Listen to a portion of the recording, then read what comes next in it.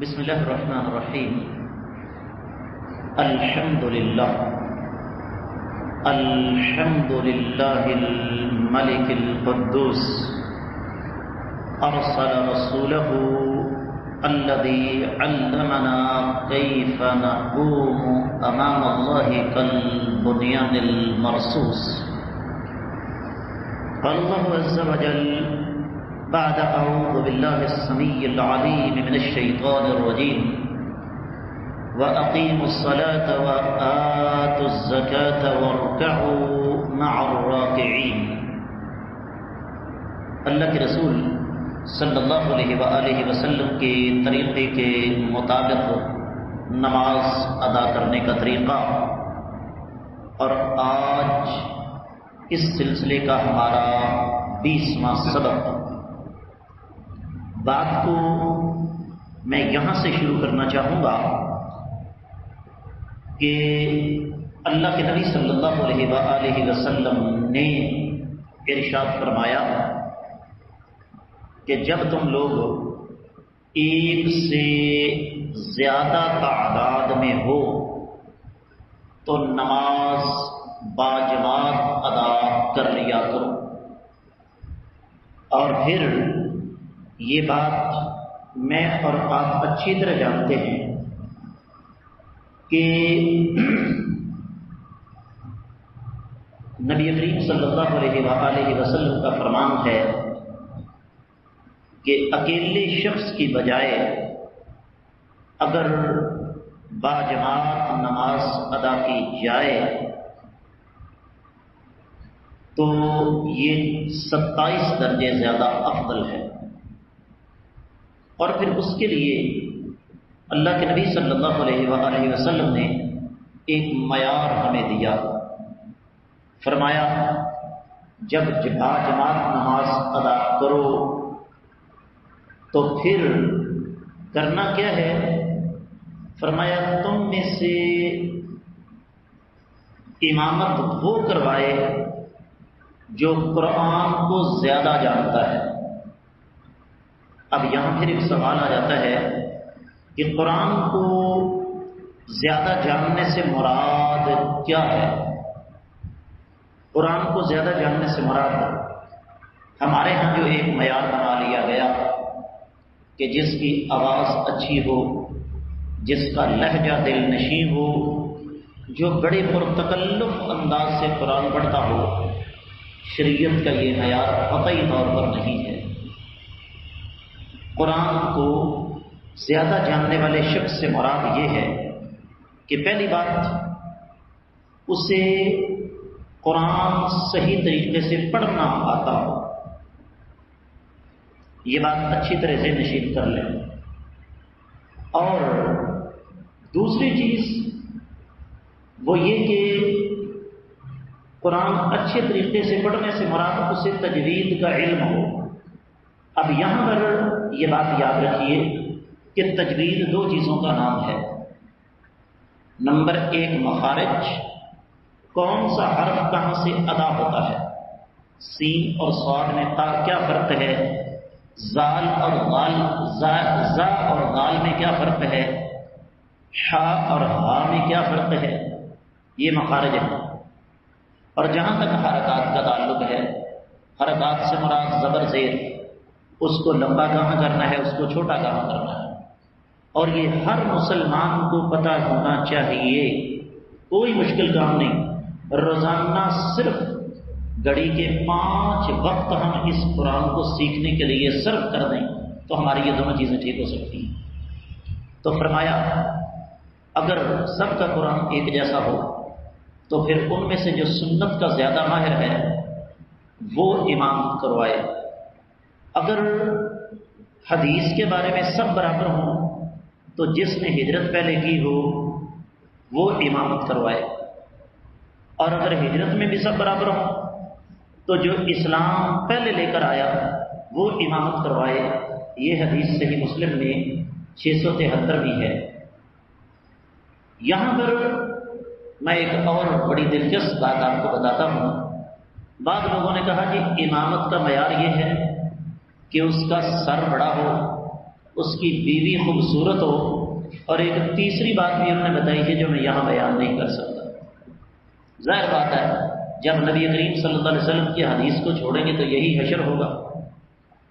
اس کے بعد اگلا مسئلہ آتا ہے کہ اگر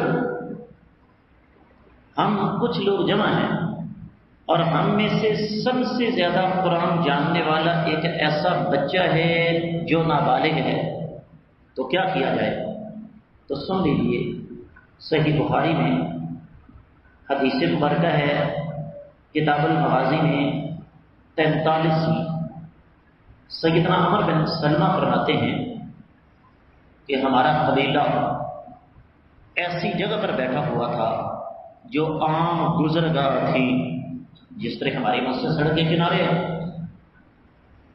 تو کہتے ہیں کہ ہوتا یہ تھا کہ تجارتی قافلے وہاں آ کر رکا کرتے تھے، تو ہم چھوٹے چھوٹے ہوتے تھے، جس طرح چھوٹے بچوں کو شوق ہوتا ہے کوئی نئی چیز آئے تو دیکھنے کا، تو کہتے ہیں ہم چھوٹے بچے ان تجارتی قافلوں کو جا کر دیکھا کرتے تھے۔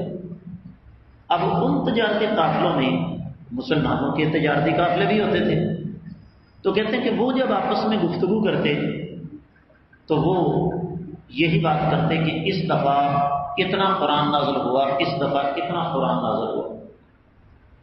تو کہتے ہیں میرا حافظہ اللہ نے بڑا تیز رکھا ہوا تھا، میں وہ قرآن سن کے یاد کر لیتا تھا جبکہ ہم مسلمان نہیں تھے۔ تو ہوا یہ کہ سب سے پہلے میرے والد صاحب ہمارے قبیلے میں سے مسلمان ہوئے، تو انہوں نے آ کر یہ بتایا کہ اس طرح ایک ہستی مقدسہ نبوت کا تاج پہن کر مبعوث ہو چکی ہے۔ نتیجہ یہ کہ سارے کا سارا قبیلہ مسلمان ہو گیا۔ اب جب ہم مسلمان ہوئے تو ہم نے نماز بھی پڑھنی تھی، تو نبی صلی اللہ علیہ وسلم نے فرما دیا کہ امامت وہ کروائے جو قرآن سب سے زیادہ جس کو یاد ہے۔ کہنے لگے پورے قبیلے میں سب سے زیادہ قرآن مجھے یاد تھا کیونکہ میں تجارتی قافلوں سے سنتا رہتا تھا۔ تو فرماتے ہیں انہوں نے مجھے امام منتخب کر لیا جبکہ اس وقت میری عمر 6 یا 7 برس تھی۔ آج ہم اگر 6 یا 7 برس کے بچے کو آگے کریں تو ہم میں سے کئی بھائیوں کی پیشانیوں پر بل آ جاتے ہیں، کئیوں کو مسئلہ ہو جاتا ہے، لو جی اتنا چھوٹا بچہ امامت کروائے، جبکہ اللہ کے نبی صلی اللہ علیہ وسلم کے دور میں صحابہ نے کروائی ہے۔ پھر اسی طریقے سے اگر کسی شخص کو قرآن زیادہ یاد ہے لیکن وہ معذور ہے، جس طرح کے آنکھیں نہیں ہیں یا ایک آنکھ ٹھیک نہیں یا ایک ٹانگ سے معذور ہے، تو اس میں کوئی حرج والی بات نہیں۔ سنن ابی داؤد میں 595ویں حدیث ہے، کتاب الصلاۃ، باب ہے نابینا کی امامت کا۔ سیدنا عبداللہ بن ام مکتوم رضی اللہ تعالیٰ عنہ کو اللہ کے رسول صلی اللہ علیہ وسلم جب مدینہ سے جاتے تو پیچھے اپنا خلیفہ مقرر کر کے جاتے، وہ لوگوں کی امامت بھی کرواتے، جبکہ سیدنا عبداللہ بن ام مکتوم رضی اللہ تعالیٰ عنہ ہم کو زنا بھی نہ تھے۔ اسی طرح غلام کی امامت کا مسئلہ ہے، اور یہ اسلام کا طرز امتیاز ہے۔ یقین جانیے ہم نے بڑی بڑی فیکٹریوں میں دیکھا، بڑی بڑی فرموں میں دیکھا کہ مالکان جو ہے ان کو پتہ ہی نہیں قرآن کا، لیکن ملازموں میں سے ہو سکتا ہے وہ پٹھان چوکیدار ہو جس کو قرآن اچھی طرح یاد ہے، وہ آگے کھڑا ہے، مالکان پیچھے کھڑے ہیں۔ اور یہ اللہ کے نبی صلی اللہ علیہ وسلم کے دور میں بھی ایسا ہوا۔ صحیح بخاری میں 692 حدیث ہے، سیدنا عبداللہ بن عمر رضی اللہ تعالیٰ عنہ فرماتے ہیں کہ جب مہاجرین کی ایک جماعت قباء میں اکٹھی ہوئی تو اللہ کے نبی صلی اللہ علیہ وسلم ابھی تشریف نہیں لائے تھے، تو سیدنا ابو حذیفہ کا غلام سالم جو ہے وہ امامت کروایا کرتا تھا۔ اور پھر صحیح بخاری میں ہی 692ویں حدیث ہے کہ سیدہ عائشہ رضی اللہ تعالیٰ عنہ کو ان کا غلام ذکوان قرآن اوپر سے دیکھ کر پڑھا کرتا تھا اور امامت کروایا کرتا تھا۔ اسی طریقے سے بوقت ضرورت کوئی بڑا آدمی جو علم میں بڑا ہو وہ چھوٹے کے پیچھے نماز ادا کر سکتا ہے۔ صحیح مسلم میں حدیث موجود ہے، ایک دفعہ اللہ کے رسول صلی اللہ علیہ وسلم فجر کے وقت قضاء حاجت کے لیے تشریف لے گئے۔ سیدنا مغیرہ بن شعبہ رضی اللہ تعالیٰ عنہ راوی ہیں، فرماتے ہیں میں بھی نبی علیہ السلام کے ساتھ تھا، تو جب ہم واپس آئے تو لوگوں نے انتظار کر کر کے سیدنا عبد الرحمن بن عوف رضی اللہ تعالیٰ عنہ کو آگے کھڑا کر دیا، تو میں نے بھی اور نبی علیہ السلام نے بھی ان کے پیچھے نماز ادا فرمائی۔ اسی طرح ایک اور بات ذہن میں رکھیے، نبی کریم صلی اللہ علیہ وسلم کی حدیث ہے صحیح مسلم میں، فرمایا کوئی شخص کسی امام کی جگہ پر اس کی اجازت کے بغیر امامت نہ کروائے۔ ہماری مسجدوں میں عام ماحول کیا ہے، میں اپنی بات کرتا ہوں، اگر میں کسی جگہ پر جاتا ہوں، ظاہر بات ہے لوگ عزت کرتے ہیں، مجھے کوئی مقتدی کہے کہ جی مصلی پر کھڑے ہو، تو میں سب سے پہلے یہ سوال کرتا ہوں امام صاحب کون ہے؟ امام صاحب اول تو مجھے وہ خود کہتے ہیں، ورنہ میں باقاعدہ اکثر و بیشتر ہمارا جو علاقہ ہے یہاں کے مساجد کے ائمہ مجھ سے جونیئر ہیں، چھوٹے ہیں عمر میں مجھ سے، کئی تو میرے شاگرد ہیں، لیکن اس کے باوجود میں نبی کریم صلی اللہ علیہ وسلم کی اس حدیث پر عمل کرتے ہوئے باقاعدہ اجازت لے کر اس کے مصلی پہ کھڑا ہوتا ہوں۔ ایک اور حدیث سنیے، نبی کریم صلی اللہ علیہ وسلم کا ارشاد ہے، فرمایا 3 قسم کے لوگ ایسے ہیں جن کی نماز ان کے سروں سے اوپر نہیں جاتی، کیا مطلب؟ اللہ تعالیٰ قبول نہیں کرتے، اور ان میں سے ایک وہ امام بھی ہے جسے لوگ ناپسند کرتے ہو۔ اب یہاں ناپسند کرنے کا ایک مسئلہ اور بھی ہے، ناپسند کرنے کی وجہ لو جی کہ ہم میں سے ہے، ناپسند کرنے کی ایک وجہ یہ بھی ہے کہ کل کو یہ ہمارے درمیان رہتا تھا، ہمارے ساتھ پڑھا کرتا تھا، ہمارے ساتھ رہتا تھا، آج یہ ہمارا امام بن گیا۔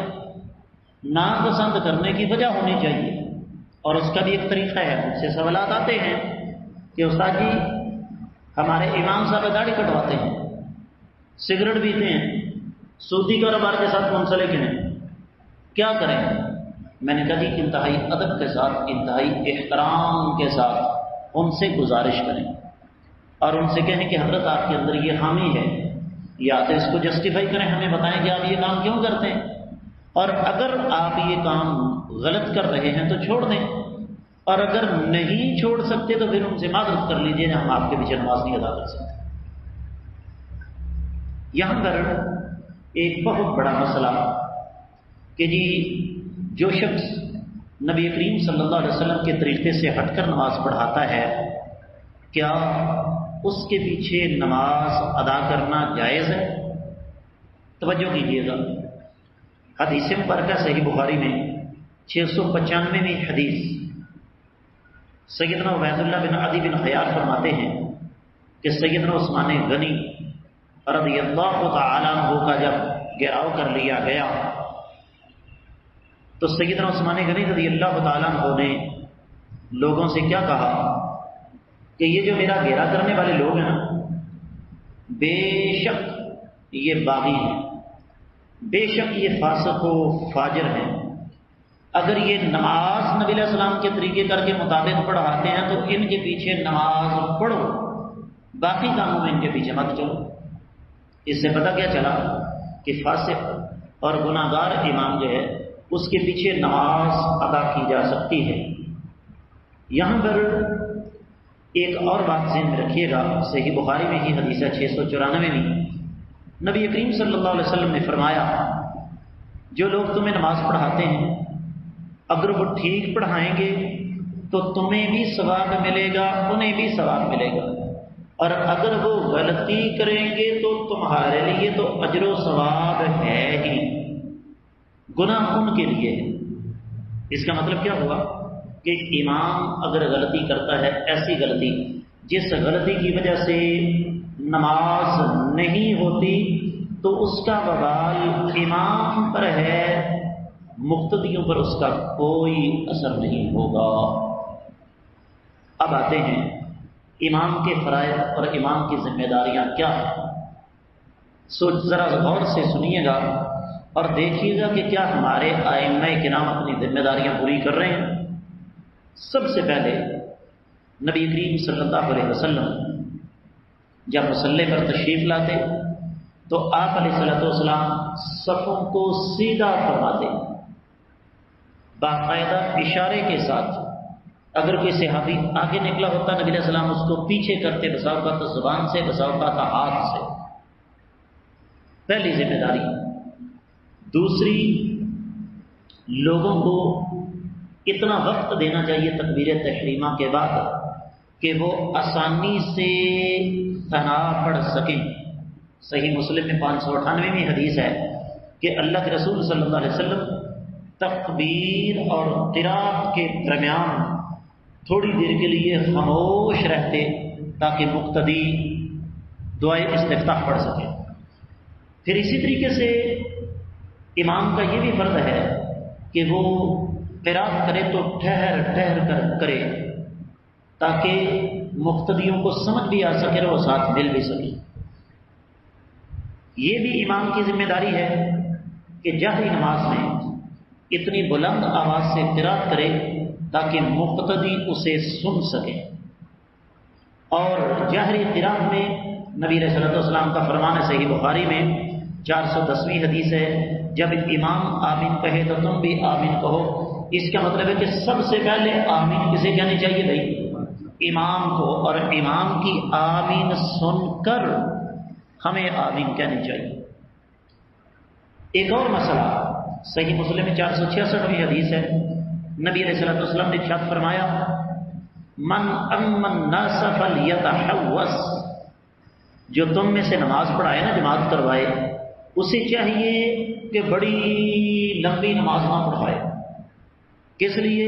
فإن خلفه الضعيف والكبير وذا الحاجة، اس کے پیچھے کب بوڑھے لوگ بھی موجود ہیں، کمزور بیمار بھی موجود ہیں، اور ضرورت مند بھی ہیں۔